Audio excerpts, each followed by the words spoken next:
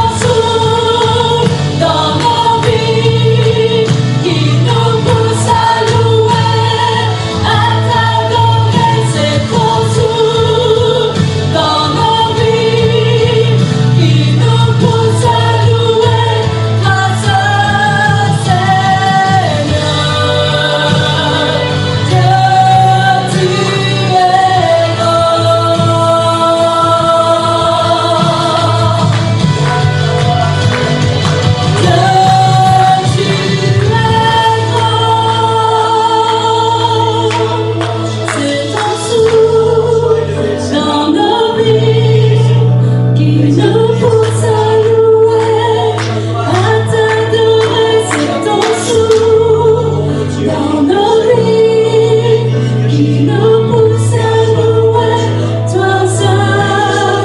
C'est ton souffle dans nos vies qui nous pousse à louer, à t'adorer. C'est ton souffle dans nos vies qui nous pousse à louer, toi seul. Alléluia, alléluia. Quelqu'un dit gloire au Seigneur. Amen. Est-ce que vous croyez vraiment que Dieu est grand? Amen. Amen. Alléluia. Est-ce que ce grand Dieu fait des choses dans votre vie? Est-ce que vous le voyez agir autour de vous? Amen. Moi, je vois le Seigneur agir. Je vois le Seigneur bénir. Je vois le Seigneur faire des choses. Amen. Et même si tout ce que je vois n'est pas toujours ce que je voudrais voir, je vois combien Dieu est grand. Amen. Gloire au Seigneur.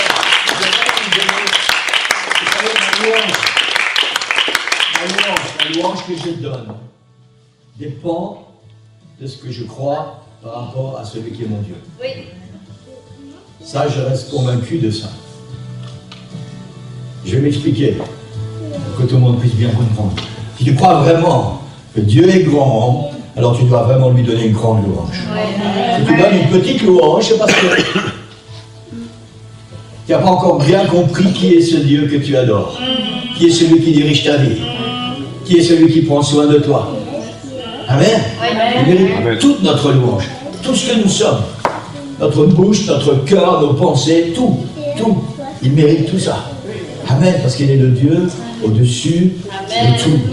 Amen. On va faire le Seigneur. Alléluia. Béni soit tu, Seigneur. Béni soit ton nom, Seigneur. Louange à toi, Seigneur. Louange à toi, Seigneur. Tu es grand, Seigneur. Personne ne peut toi, Seigneur Jésus. Personne ne peut toi, Seigneur. Tu es le seul. Tu es le seul, Seigneur. Béni soit ton nom, Seigneur. Louange à toi, Seigneur. Louange à toi, Seigneur. Alléluia. Alléluia. Alléluia. Avant que vous preniez place, mais je vais faire ça plus tard, on va le faire maintenant. Je vais essayer de bien m'expliquer. Amen. Quand les chemins me semblent obscurcis, je travaille beaucoup avec le psaume 23, tout à l'heure avec le pasteur Wallace, on parlait de ce tableau dans mon bureau du psaume 23. Et il y a des saisons, parce que c'est le mot que je veux employer ce matin. Il y a des saisons dans notre vie qui semblent étranges, qui sont particulières. Et je travaille avec ça depuis quelques semaines dans mon esprit. Et puis, il y a des saisons, on ne peut pas passer à côté. En tout cas, dans notre continent, nous avons 4 saisons, même si parfois, là, en ce moment, on est un peu comme en Afrique, on a la saison des pluies, qui prolonge un peu, mais il y a des saisons. Et dans la vie spirituelle, c'est la même chose. Et si on veut grandir, on doit passer par certaines saisons. Amen. Si on aime ou si on n'aime pas la saison par laquelle le Seigneur nous fait passer. Amen. Amen. Amen. Et je suis vraiment concerné dans mon esprit par rapport à notre Église. À cause de cela, notre Église traverse une saison particulière parce qu'il y a une autre saison qui arrive. Nous avons reçu des promesses prophétiques de la part du Seigneur depuis qu'on a ouvert cette Église. La première promesse que le Seigneur nous a donnée, c'est « J'ai mis devant toi une porte ouverte ». Amen. Si vous saviez combien je m'accroche à cette promesse, que personne ne peut fermer. Personne ne peut fermer. Et parfois, parce que la saison est différente, nous pensons que voilà, le Seigneur a fermé les portes. Le Seigneur ne ferme jamais une porte qu'il a ouverte. Surtout quand il a fait cette promesse. J'ai mis devant toi une porte ouverte que personne ne peut fermer. La dernière prédication, si vous vous souvenez, Pasteur Tchoula dans cette église, et le dernier message qu'il nous a laissé à tous les pasteurs, c'était ceci: le meilleur est devant vous. Le meilleur est devant vous.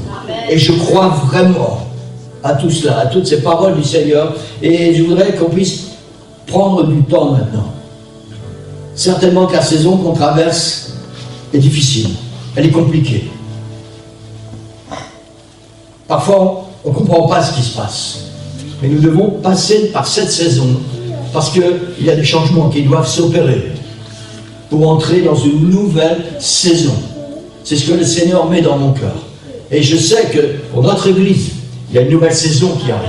Pour la Belgique, il y a une nouvelle saison qui arrive. Il se passe des choses et le Seigneur est en train de travailler, le Seigneur est en train de préparer, le Seigneur est en train de faire germer parce qu'il y a des grandes choses qui arrivent. Je le crois avec tout mon cœur, Église. Et ce n'est pas le moment. Parce que la saison dans laquelle nous sommes nous paraît difficile et compliquée. C'est certainement pas le moment de lâcher. Parce que le meilleur est devant nous. Amen. Voilà, si tu peux nous aider le chant. C'est bon? Amen. Je l'ai pris la vie au dépourvu, mais merci Seigneur, elle est toujours disponible. Amen. Il y a longtemps qu'on n'a pas chanté ce chant, je ne sais même pas si vous connaissez, pour la plupart d'entre vous. Le chant dit, merveilleux, merveilleux, Jésus est pour moi. Amen. Est-ce que c'est vrai pour quelqu'un ici ce matin? Amen. Je me suis levé avec ce chant. Merveilleux, merveilleux, Jésus est pour moi. Merveilleux, merveilleux. Alléluia. Conseiller, en fait c'est un résumé du Ésaïe 9:5. Amen. Conseiller, Dieu puissant, prince de la paix. Est-ce que vous croyez ça? Conseiller, Dieu puissant, prince de la paix, il me sauve, il me lave de tous mes péchés. Merveilleux est mon sauveur, mon Dieu, mon roi. Amen. Si quelqu'un connaît ce chant, vous connaissez? Amen. Voilà, ceux qui connaissent, vous devez chanter fort. On va l'apprendre à ceux qui ne connaissent pas encore. Merveilleux. Merveilleux,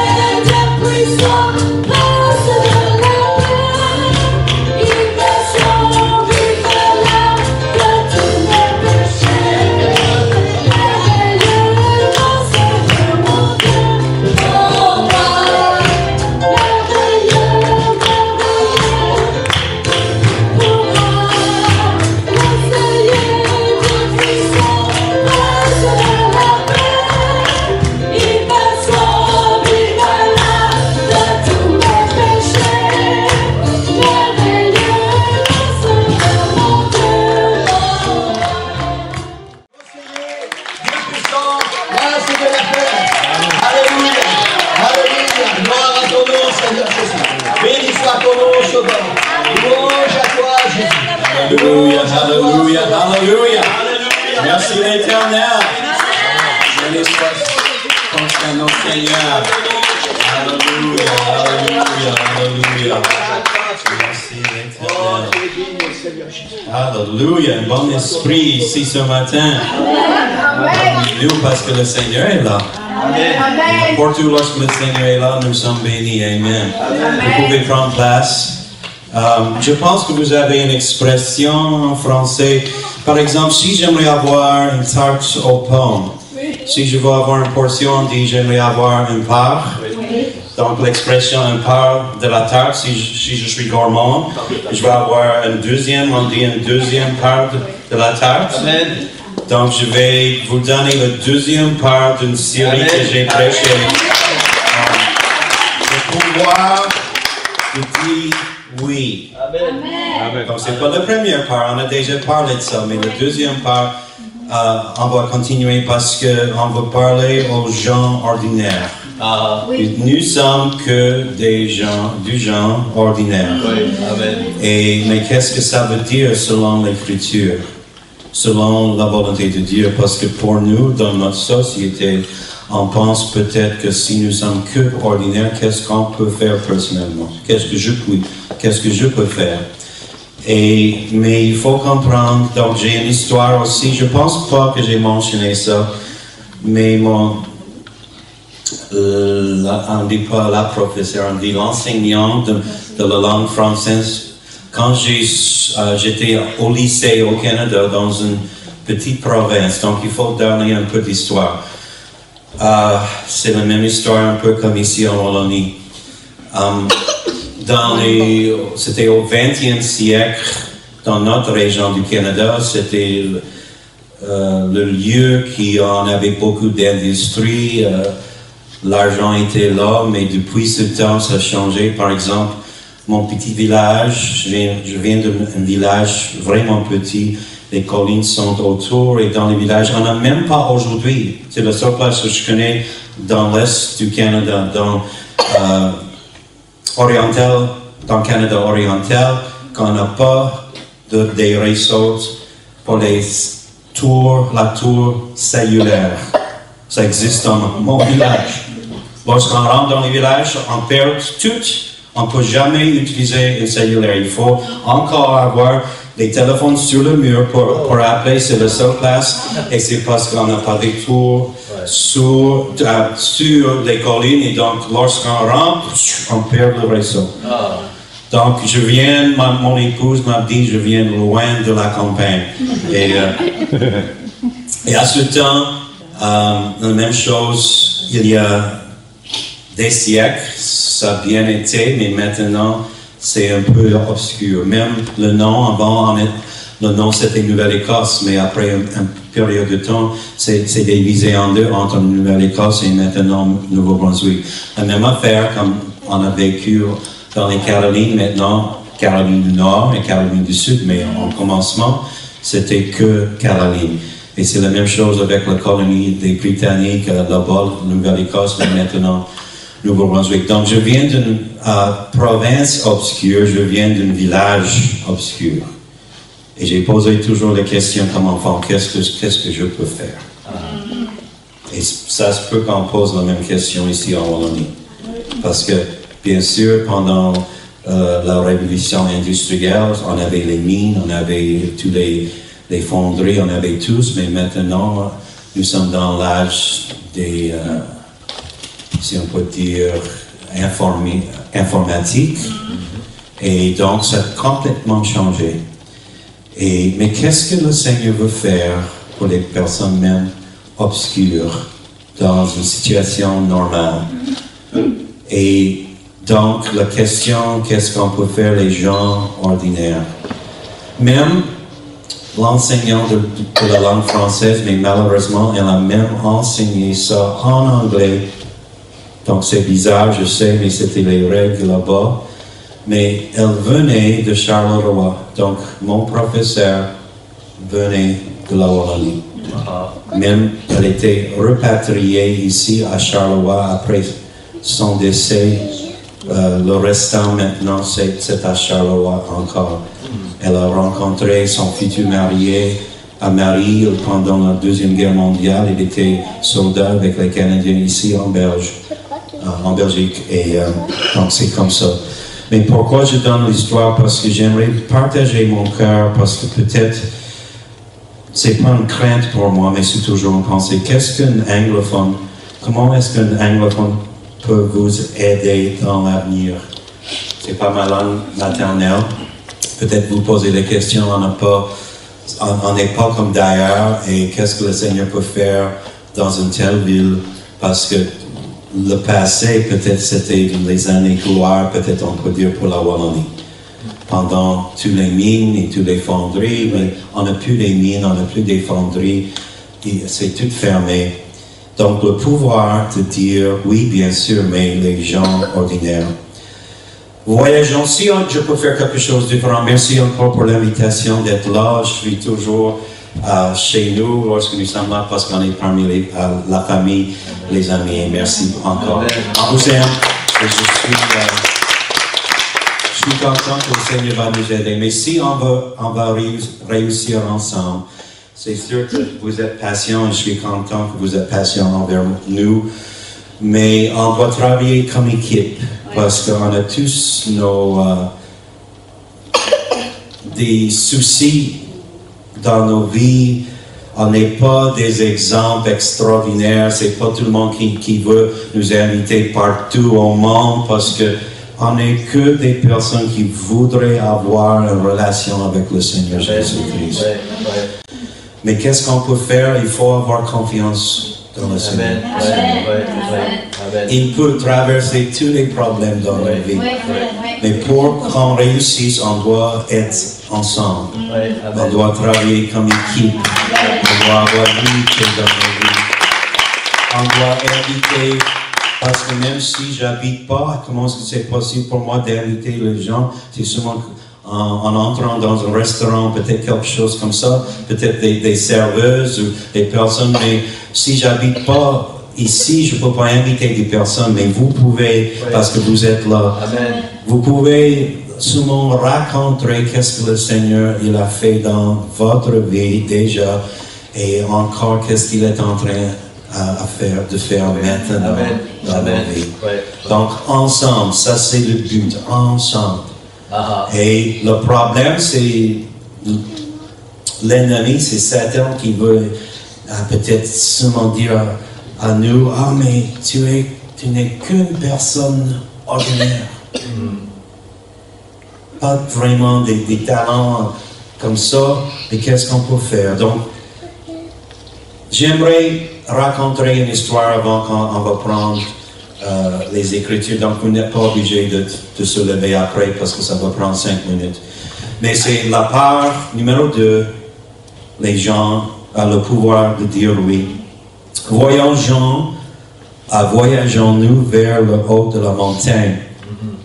Il s'agit d'une colline rocheuse. Donc chez moi, c'était les collines, mais ici, c'est les collines rocheuses. Et presque personne ne se préoccupe de ce lieu mis au rebut. Personne. C'est une ville qui ne mène nulle part. Et personne n'a jamais voulu y vivre là-bas. Et soit vous y êtes né et n'avez pas réalisé que vous pouviez partir, ou soit ils ont été obligés de rester pour les raisons économiques, ou ils étaient sans sous, ou alors c'est parce qu'ils faisaient partie d'un groupe de hors de la loi et inadaptés sociaux qui ont tous trouvé dans cette ville peu attrayante l'endroit idéal pour seulement rester anonyme. Cette ville existait. Ce groupe de personnes, ce groupe ethnique était détesté par la culture dominante dans tout le pays. Donc, ils ont été connus, mais pas dans un vrai bon sens. Oui, ici, il y avait de la discrimination et dans cet endroit, elle était basée sur la position, sur l'influence, sur même l'argent. Et si on regarde cette échelle sociale, on voit que les hommes riches sont au sommet. Donc il faut être mal, il faut avoir des sous. Mais si vous êtes femme et sans sous, vous n'êtes pas au sommet. Vous étiez complètement dans la cave, si on peut dire ça. La pire chose à faire dans cet endroit épouvantable était d'être une fille pauvre. L'une des malheureuses filles, effectivement, vécues là, et oui, bien sûr, elle rêvait peut-être de quelque chose de plus, j'en suis sûr. Mais personne ne l'a remarqué et personne ne s'en est soucié. Et jusqu'à ce que Dieu prenne note de ses tendres espoirs, jusqu'à ce qu'il prenne note à ses rêves innocents, Dieu lui a parlé par l'intermédiaire d'un ange une nuit et lui a montré la possibilité des choses inimaginables. Amen. Et elle a dit oui. Amen. Une fille pauvre a dit, me voici. Oui. La personne, bien sûr, Marie. La ville, Nazareth. Et donc, jusqu'à ce que Dieu prenne note de ses tendres espoirs, mais finalement, elle a dit ça. Une fille, même pas une femme, une dame, excusez-moi, mais une fille comme adolescente. Mais le Seigneur a dit que c'est elle, et la ville Nazareth. Donc, Luc chapitre 1, 26, c'est pour le commencement. Luc 1, 26 au 28e verset. Au 6e mois, l'ange Gabriel fut envoyé par Dieu dans une ville de Galilée appelée Nazareth. Et auprès d'une vierge fiancée à un homme de la maison de David, nommé Joseph, le nom de la vierge était Marie, et l'ange entra chez elle et dit, « Je te salue, toi qui a une grâce a été faite, le Seigneur est avec toi. » Amen. Le Seigneur avec une fille pauvre dans un village obscur, dans toute une région qui s'appelait Galilée, et aussi Galilée était connue, et le Seigneur a choisi une telle dame. Le Seigneur est avec toi. Ouais. Donc, Matthieu chapitre 4, verset 12 au 17. Matthieu 4, 12 au 17. Et c'est le début du ministère de Jésus-Christ dans Galilée. La ville, c'est Capernaum. Et Jésus, ayant, verset 12, appris que Jean avait été livré, se retira dans la Galilée. Il quitta Nazareth, son village, et vint demeurer à Capernaum, situé près de la mer, et dans le territoire de Zébulon et Naphtali, afin que s'accomplisse ce qui avait été annoncé par l'Ésaïe le prophète. Verset 15. Le peuple de Zébulon et de Naphtali, de la contrée voisine de la mer, du pays au-delà du Jourdain et de la Galilée, des païens. Donc Jésus a décidé d'habiter parmi des païens. Ce peuple assis dans les ténèbres.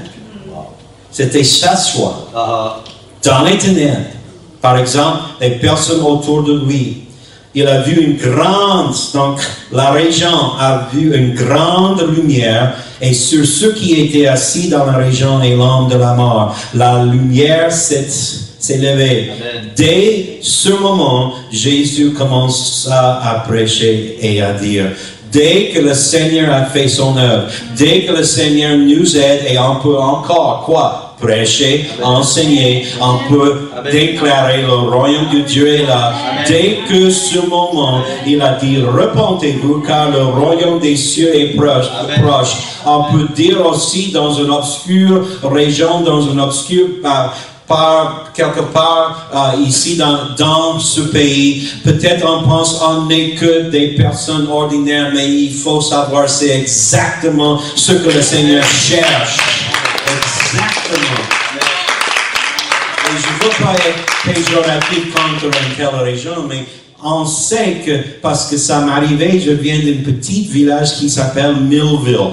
M-I-L-L-A. Mill, ça veut dire usine, parce que dans les années avant, ils ont coupé le bois pour faire la construction. Donc, dans ce village, Millville, c'est la ville des usines qui ont coupé le bois. Mais maintenant, on n'a pas d'industrie du tout dans ce village. On n'a plus les banques, on n'a plus des centres commerciaux, on n'a rien. C'est souvent des personnes qui dorment là. Il faut aller à 45 minutes dans une autre ville pour même travailler. Il n'existe rien.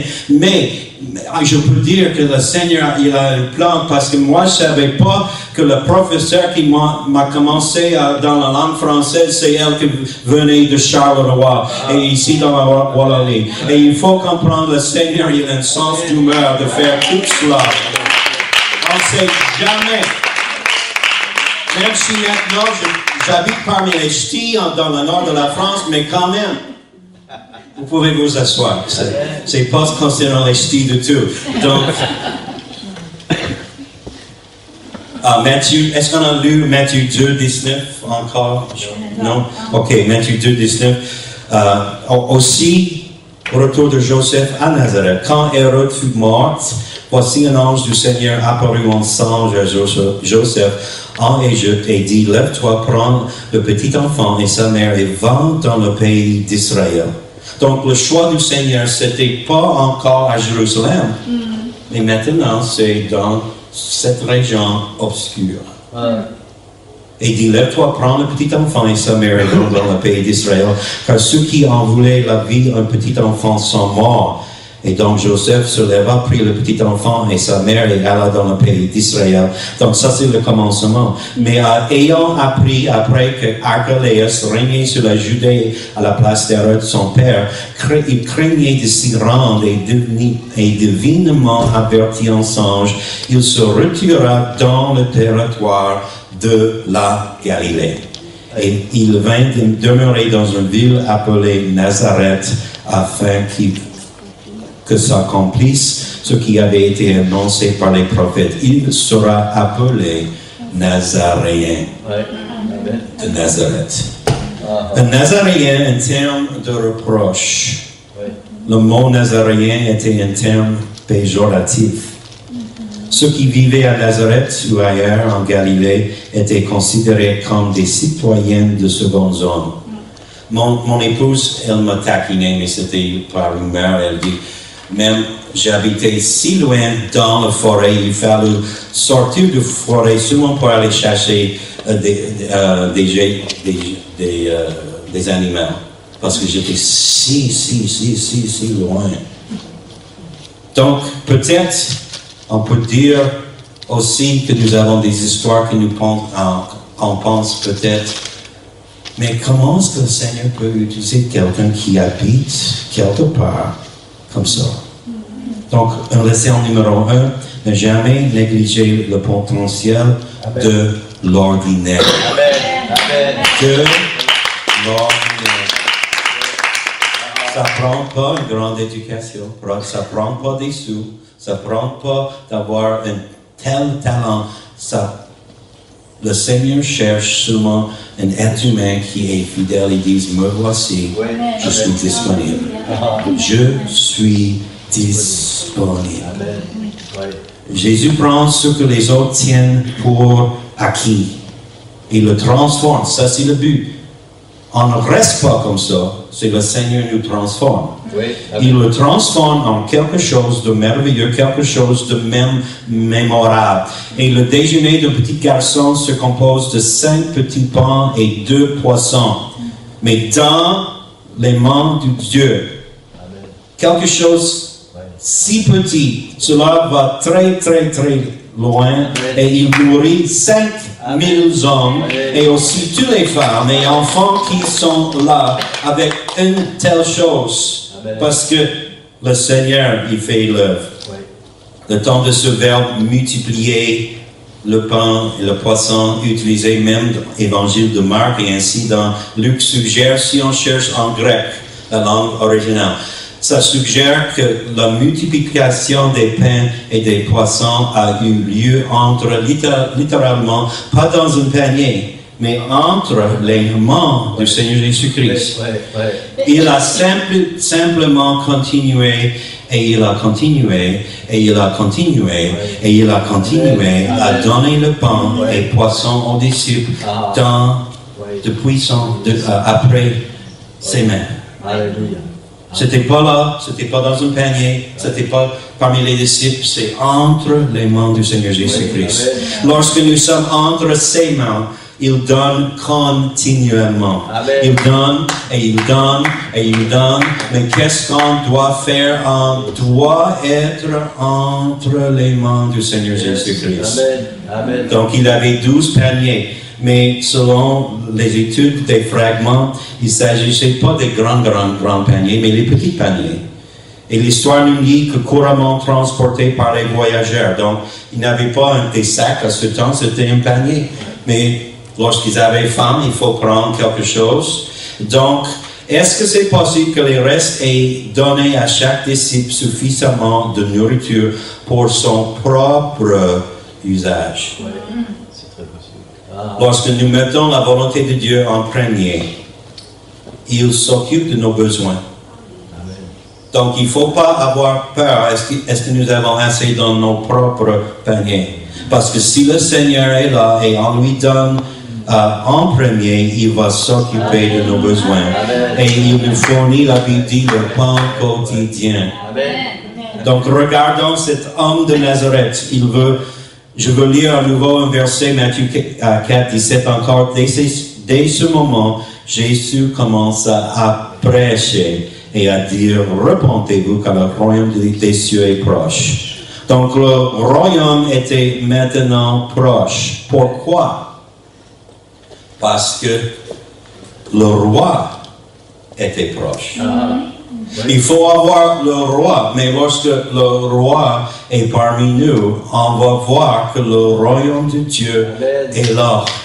Donc, si on peut focaliser sur Jésus et dire, Seigneur, on n'a aucune idée, c'est sûr, dans les pensées, l'esprit de notre pasteur, qu'est-ce qu'on peut faire. Mais en attendant, on va faire ce qu'on peut faire, mais on va encore travailler, on va encore avoir confiance en lui, on va encore voir ce que Dieu veut faire dans nos vies. Et pour voir le royaume de Dieu, il faut seulement avoir le roi parmi nous. Donc ça, c'est pourquoi on doit avoir une relation avec lui. Parce que si nous avons une relation avec lui, donc le royaume va être là et on va voir, c'est sûr, prodiges, miracles. Parce que ça, c'est son œuvre, son travail. Qu'est-ce qu'on doit faire? Avoir une relation. Seulement une relation.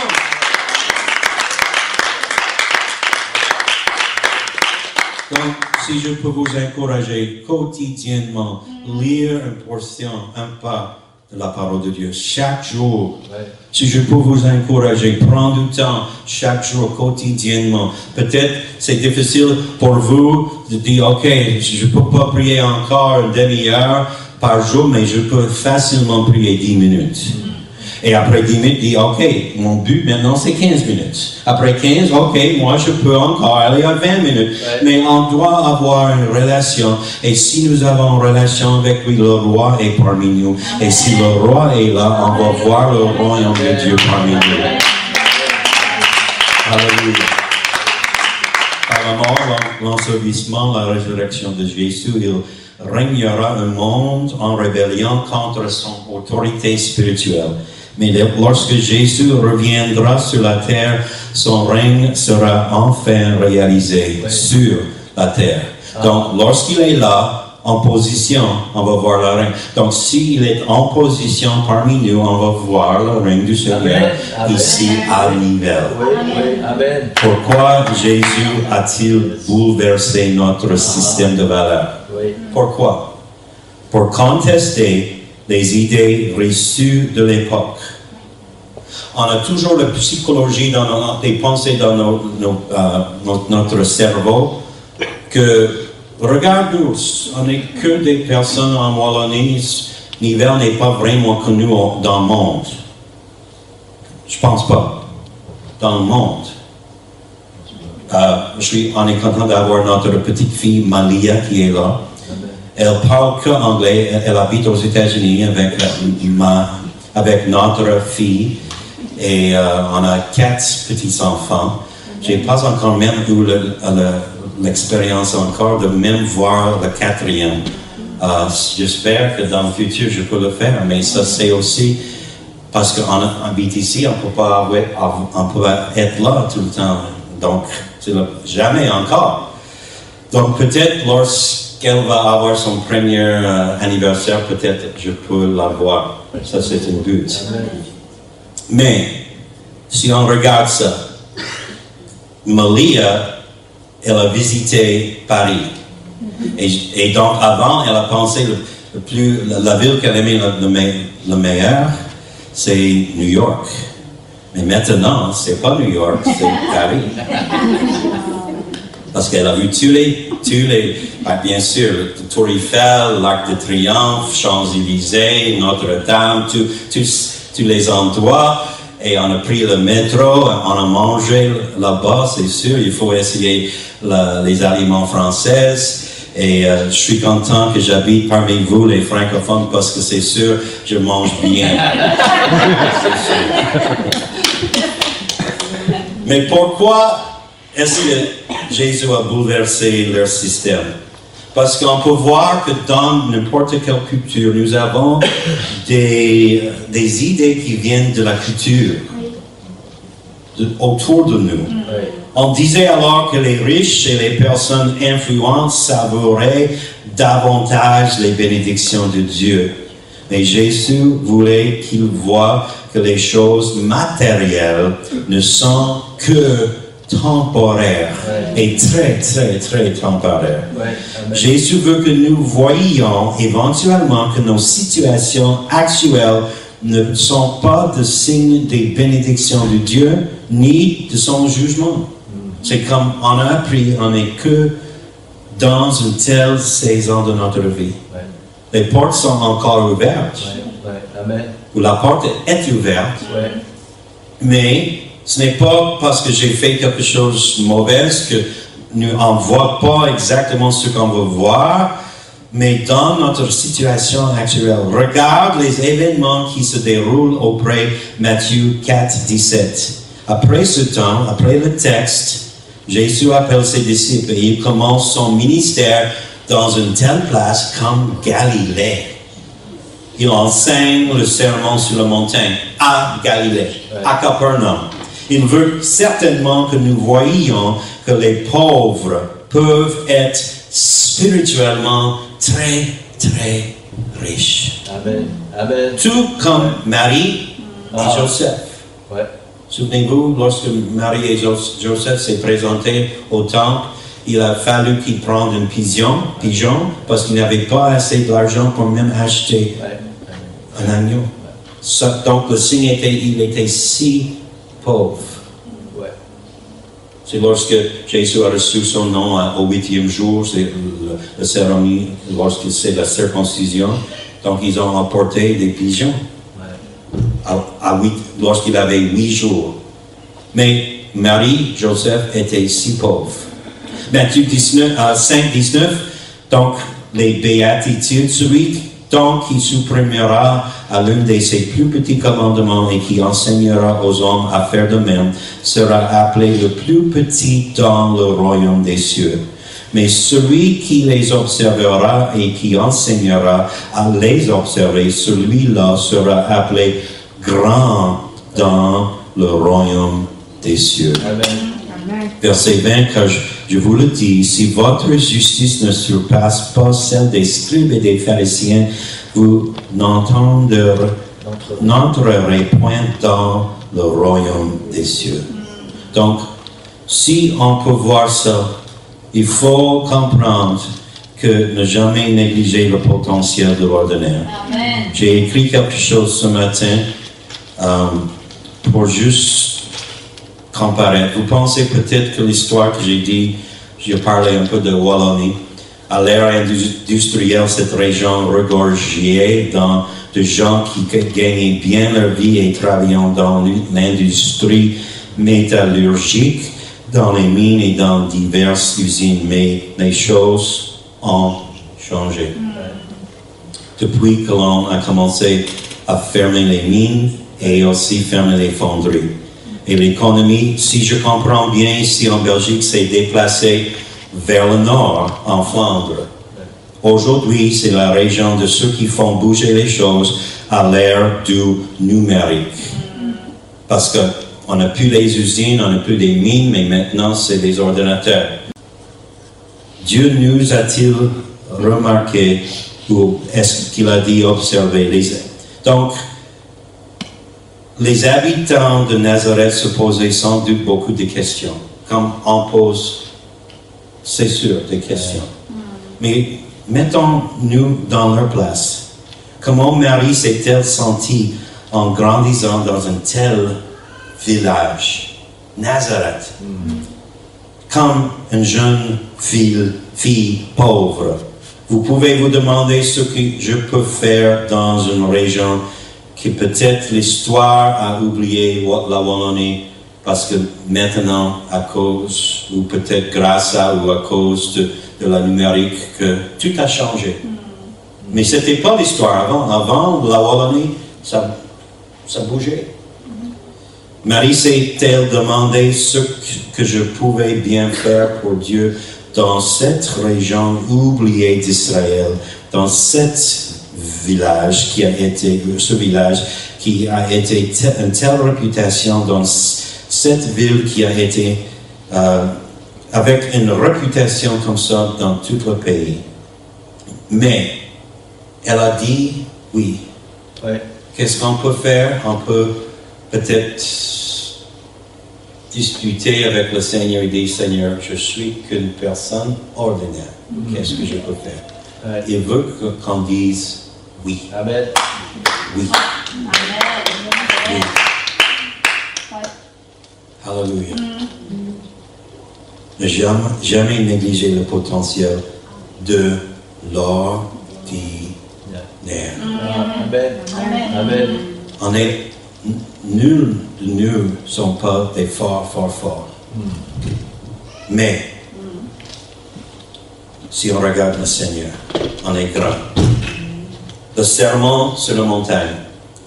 Donc, j'ai peur que peut-être la dernière fois j'ai enseigné ça. Si j'ai fait ça, donne-moi un signe comme ça et je vais aller tout de suite, je vais sauter. Mais je ne me souviens plus, dans la part numéro 1, si j'ai enseigné un peu selon les béatitudes. Mais si ça sonne... oui, si vous êtes au courant, j'ai fait ça, donne-moi le signe, je vais sauter tout de suite.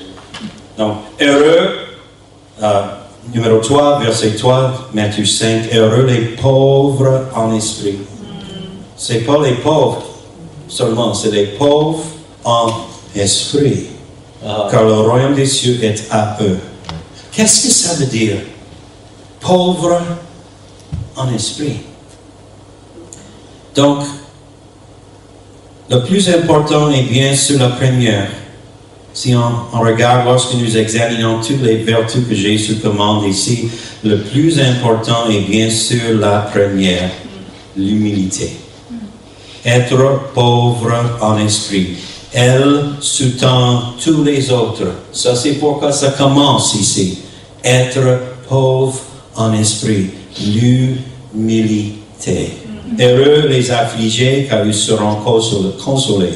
Tu ne peux pas faire ton deuil sans apprécier à quel point tu es vraiment, et moi je suis insignifiant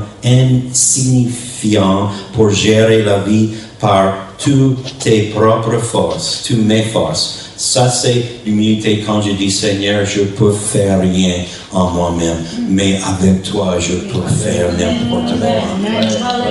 Alléluia. Amen. Heureux, si on veut être heureux, moi, j'aimerais, c'est pas l'argent que je veux avoir dans le monde, que je veux être tellement riche que je peux acheter n'importe quoi, parce qu'on regarde plusieurs des stars de Hollywood. Ils ont tant de l'argent, mais ils sont jamais heureux. Ouais, c'est vrai. Parce que l'argent ne donne pas ce qu'on cherche. C'est sûr, on va payer les dettes, bien sûr. Mais les personnes cherchent pour quelque chose qu'ils ne peuvent jamais trouver parce que heureux les affligés car ils seront consolés. On ne peut pas faire ça par nos propres forces. Heureux les débonnaires car ils hériteront la terre. Tu ne peux pas être doux et à moins d'avoir eu besoin de douceur dans ta propre vie. Donc connaître ce besoin demande encore la première chose, l'humilité. Heureux ceux qui ont faim et soif de la justice. Donc je sais que peut-être vous avez faim et vous avez soif. Donc c'est sûr, on va finir dans quelques minutes. Mais la Bible dit heureux ceux qui ont faim et soif de la justice. Car ils seront rassasiés. Vous ne pouvez pas avoir faim et soif de la justice et en même temps, si vous vous considérez orgueilleusement comme déjà vertueux. Envie de combler, de satisfaire cet appétit spirituel exige encore de l'humilité. Donc, le médecin Luc, au chapitre 18 de son évangile, rapporte la prière d'un humble collecteur d'impôts. Et le publicain, verset 18, se tenait à distance, n'osait même pas lever les yeux au ciel, mais il se frappait la poitrine en disant « Oh Dieu, sois apaisé envers moi qui suis un pécheur. » Il s'en alla justifié contrairement à l'orgueilleux pharisien qui se vantait de sa justice. Verset 7. Heureux les miséricordieux, car ils obtiendront miséricorde. Donc tu ne peux pas être miséricordieux sans d'abord reconnaître ton propre besoin de lui. Amen. Seigneur, je suis faible, je ne sais pas quoi faire, donne-moi la direction, Seigneur, oins-moi, j'ai besoin de toi. Amen. De miséricorde. Jésus a dit que c'est la personne qui la pardonne beaucoup, qui aime beaucoup. Luc 7. Donc il faut donc de l'humilité pour confesser ses péchés et pour demander à Dieu et aux autres de te pardonner. 8. Donc, j'ai pas reçu le signe, donc je présume j'ai pas enseigné ça. Ok. Heureux ceux qui ont le cœur pur, car ils verront Dieu. Si ton cœur est rempli d'orgueil, Dieu te fait une promesse. Il t'humiliera. Donc, Dieu promet d'exalter les humbles, mais pas les orgueilleux. Donc, il faut prendre un choix. Heureux ceux qui procurent la paix. Comment est-ce qu'on peut procurer la paix? Car ils seront appelés fils de Dieu. Tu ne peux pas être un artisan de la paix si tu crois que tu as toujours raison. Donc, il faut oublier que c'est Marie a dit à moi, elle a dit, n'oubliez pas, grand-papa, que parmi nous, maman, c'est Nana. Elle a dit, Nana a toujours raison. Et dans notre famille, peut-être c'est vrai que Nana a toujours raison. Mais elle a dit oui aussi.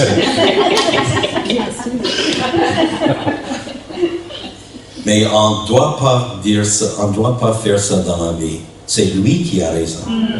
Mais on n'a pas raison. Nous. Si on doit avoir la paix, pour admettre ma propre faillibilité, je dois faire preuve d'humilité dans ma vie. Et donc la paix naît lorsque deux parties, si on peut avoir la paix, il faut avoir les deux parties qui sont en conflit se rapprochent l'une de l'autre. Il faut avoir la paix. 10. Heureux ceux qui sont persécutés par la justice, car le royaume des cieux est à eux. 11. Heureux serez-vous lorsque on vous outragera, quand vous persécutera et qu'on dira faussement de vous toutes sortes de mal à cause de moi.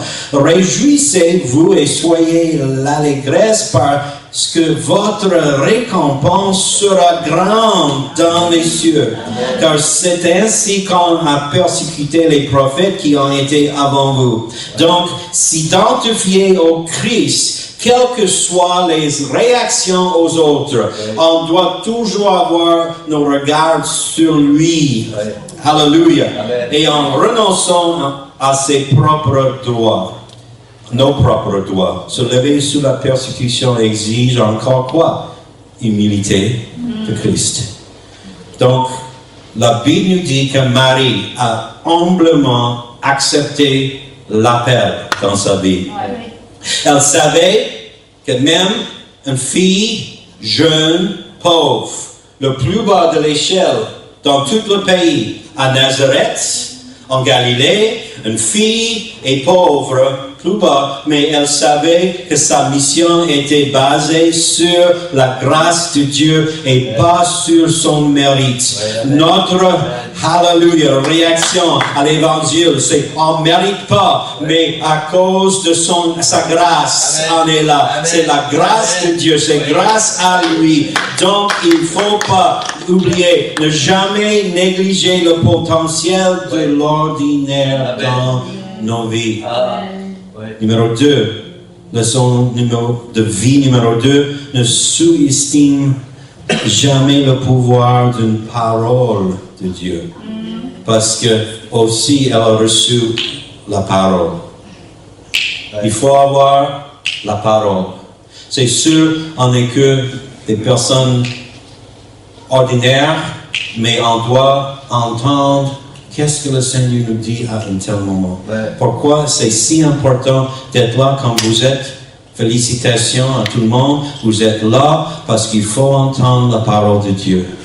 C'est pas la personne qui prêche qui est importante, c'est la parole qui nous change, qui nous transforme. N'oubliez jamais, jamais, jamais aussi le pouvoir d'une parole de Dieu. La salutation qui est venue à l'ange, c'était plus que particulier. C'était même troublant. Le message, une jeune vierge allait donner naissance à un enfant sans l'aide de l'homme. Et il sera le Messie tant attendu. Et comment cela se passera-t-il? L'ange répond, avec Dieu, rien n'est impossible. Comment est-ce qu'on va voir l'Église encore grandir à l'hiver? C'est pas grâce à nous, mais c'est avec Dieu, rien n'est impossible. Rien n'est impossible. Si on dit on doit être humble, on n'est que des personnes ordinaires, mais aussi on doit entendre la parole de Dieu. Et lorsque le Seigneur nous parle, la porte est ouverte, la porte est encore ouverte. Alléluia. C'est grâce à lui. Oui, cela semble peut-être impossible et cela peut paraître incroyable, mais pourtant, elle a dit, je lui ferai confiance. Donc, si Marie peut dire ça aussi, on peut dire, on doit lui faire confiance. Amen. On doit lui faire confiance. Donc, ça c'est ordinaire. Les personnes qui entendent la parole. Et dernièrement, leçon numéro 3, n'hésite jamais à dire oui au plan de Dieu pour ta vie. Une jeune, une fille de Nazareth, de Galilée, connue à personne, mais elle a dit oui, Seigneur. Amen. Qu'il en soit ainsi pour moi, selon ta parole. Notre passion est que nous sachions vraiment, que nous remplissons le but pour lequel nous sommes ici sur la terre. On a un but. On est là pour une telle raison. Veux-tu, est-ce que je veux de la signification? La signification. Rien d'autre que l'obéissance à la volonté de Dieu ne peut combler le véritable désir humain de signification. Mais il ne cherche pas les savants, il ne cherche pas les riches, il ne cherche pas des personnes comme ça, il cherche que des personnes qui ont soif et qui ont faim. Amen. Et on veut avoir de signification dans nos vies. Rien d'autre que l'obéissance à la volonté de Dieu ne peut combler le véritable désir humain de signification. On doit soumettre à sa volonté. Cette prière est une prière dangereuse. Elle est dangereuse pour toutes tes pensées charnelles. Elle est dangereuse pour ta chair. Et pourtant, elle est riche. Elle donne de l'énergie à ton âme. Et si tu cherches l'énergie dans ton âme, ça c'est la signification. Il faut s'abandonner à sa volonté. Si tu cherches la signification et tu dis non, je suis qu'une personne ordinaire. Ok, c'est formidable. C'est exactement ce que le Seigneur cherche. Exactement, c'est la personne qui cherche. Et si tu cherches la signification dans ta vie, tu es déjà là dans la volonté de Dieu. Cette prière, il faut prier. Donc dans l'hôtel, on va avoir l'hôtel, on va tous prier. Parce que dans l'hôtel, c'est une prière dangereuse. Elle est dangereuse pour tes pensées charnelles et dangereuse pour la chair. Pourtant riche, elle donne l'énergie à nos hommes. Donc est-ce que je suis prêt? Est-ce que vous êtes prêts ou prêtes à faire cette prière? Et si c'est le cas, Jésus, donc ça c'est la raison pour laquelle c'est dangereux. Parce que j'en suis sûr que vous êtes sincère à le faire, de le faire. J'ai toujours des problèmes avec les prépositions en français. Mais si vous êtes sérieuse, Jésus ne cédera pas par la suite, même si tu gémis et tu te plains. Il a dit, souviens-tu de la prière? Tu as prié. Ouais. Parce qu'il est fidèle. Amen. Amen. Donc c'est dangereux. Ouais. Seigneur, fais en moi tout ce que tu dois faire. Peut-être j'ai dit ça la dernière fois. Fais en moi tout ce que tu dois faire afin de pouvoir faire à travers moi tout ce que tu veux faire. Peut-être c'est le temps d'écrire ça quelque part. Prends ton téléphone, mais n'oubliez pas ça. Fais en moi tout ce que tu dois faire afin de pouvoir faire à travers moi tout ce que tu veux faire. Amen. C'est une promesse. C'est dangereux. C'est une prière. Avez-vous le courage de prier cette prière? Fais en moi tout ce que tu dois faire afin de pouvoir faire à travers moi tout ce que tu veux faire. Si on va réussir ici, on n'a qu'une réponse. On doit travailler comme équipe. Sinon, on ne va pas réussir. Mais ça prend du courage. Le destin a une façon de convoquer nos cœurs. Si vous cherchez la signification dans votre vie, si votre âme a soif, le destin a une façon de convoquer tous nos cœurs. Nous répondons à l'appel de Dieu dans nos vies. Et il nous donne bien sûr la grâce pour que nous puissions nous mettre à notre rythme. On n'est pas sur le même niveau spirituellement. Peut-être quelqu'un a commencé il y a 2 semaines, une autre personne il y a 2 mois, une autre personne 2 ans, une autre personne 20 ans, une autre personne 40 ans. Pour moi, ça fait plus que 50 ans maintenant que je sers le Seigneur. Donc je ne peux pas dire à une autre personne qui suit le Seigneur depuis quelques semaines, fais comme moi. Non, c'est impossible. Donc, à votre rythme pour aller, mais il faut aller n'importe qui, il faut aller jusqu'au bout, quelles que soient les difficultés de la vie. Pour y arriver, il faut du courage. Parce que lorsqu'on ne connaît pas l'avenir, on a des inquiétudes, des peurs. Mais il faut avoir courage, la force mentale pour s'aventurer. Il faut avoir le désir, persévérer, résister au danger à la peur ou même à la difficulté. Et si nous sommes des disciples de Christ, nous devons entreprendre ce voyage. Donc, est-ce qu'on est prêt à prendre un voyage ensemble? Ça prend du courage.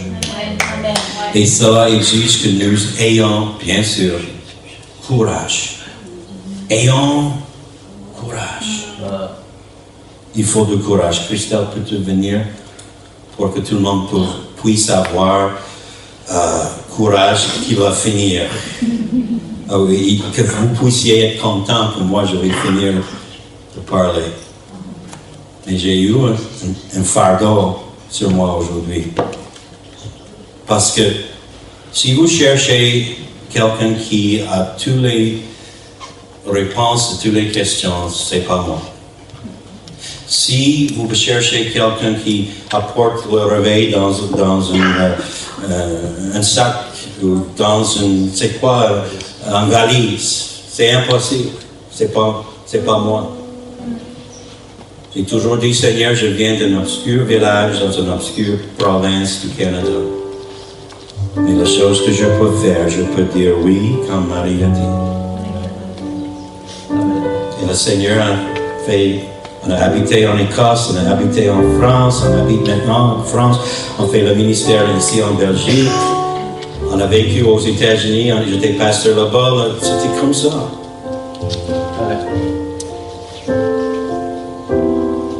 Et maintenant, le Seigneur, il a ouvert une porte,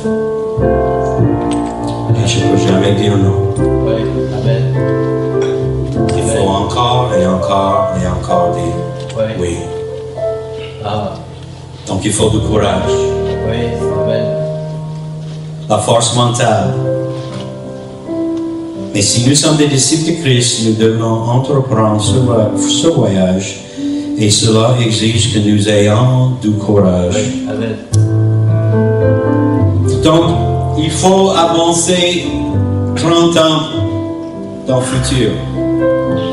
Depuis ce temps, 30 ans dans l'avenir, Jésus, maintenant adulte, une foule autour de lui, et ce narratif de Marie se poursuit, Luc chapitre 11, verset 27. Tandis que Jésus parlait ainsi, une femme, élevant la voix du milieu de la foule, lui dit, « Heureux le sein qui t'a porté! Heureuses les mamelles qui t'ont allaité. » Et il a dit, il répondit, heureux plutôt ceux qui écoutent la parole de Dieu et qui la gardent. Amen. Marie a dit oui, les personnes ont voulu donner les applaudissements, si on peut dire ça, à Marie, mais Jésus a dit heureux plus que ça, heureux ceux qui écoutent et la gardent. Jésus a dit que ceux qui écoutent la parole de Dieu et qui obéissent sont encore plus bénis que Marie. Donc on doit dire oui.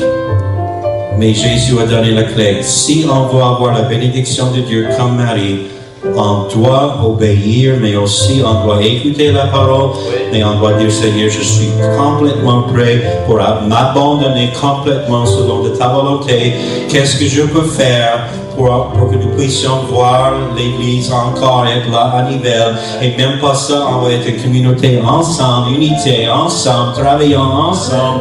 On peut avoir l'unité. Veux-tu être une bénédiction comme Marie? Donc, l'exigence, si vous pouvez se mettre debout, abandonne-toi à sa volonté. Abandonne-toi. Obéis à son appel. Marie était émerveillée. Et vous pouvez être émerveillé. Cette pauvre jeune femme, elle pouvait être utilisée par Dieu dans un but éternel. Vous pouvez être émerveillé que le Seigneur peut vous utiliser dans un but éternel pour l'éternité. Les âmes en l'éternité grâce à vous. Les âmes à l'éternité grâce à vous ont travaillé ensemble. On est des témoins, en partageant la parole de Dieu, hallelujah, en enseignant les études bibliques à domicile, en faisant ce qu'on doit faire, en lisant la parole de Dieu, en prier, en tout ça. Ah, Seigneur, je me place à l'autel. À l'autel. À l'autel. Dieu a un plan, n'hésite pas lorsqu'il te révèle sa volonté et pour ta vie, ce qu'il veut que tu accomplisses. Aujourd'hui, cette semaine, ce mois-ci, laisse-le faire en toi ce qu'il doit faire pour qu'ensuite qu'il puisse faire à travers toi ce qu'il veut faire. Veux-tu être béni? C'est ce qu'a fait Marie et cette jeune femme ordinaire, pauvre, au bas de l'échelle sociale, a été utilisée par Dieu dans une but éternelle. Donc, pourquoi ne pas t'offrir toi-même? Donc, ça, c'est le moment. Je vais arrêter. Mais qu'est-ce qu'on doit faire? Abandonne-toi à sa volonté. Obéis à son appel. Il y a une grande puissance dans le simple fait de dire oui. Partout. Oui. Peux-tu lui dire aujourd'hui, dans cet autel, mettras-tu ta vie sur l'autel? À cet autel, mettras-tu ta vie sur l'autel? Et donc viens à cet autel et dis qu'il en soit ainsi pour moi. Qu'il en soit ainsi. C'était pas seulement la prière de Marie. Il faut le dire aujourd'hui. Qu'il en soit ainsi pour moi, Seigneur. Je vous invite à venir. Hallelujah. C'est une prière dangereuse, mais on doit la prier. On doit prier cette prière. Entre Dieu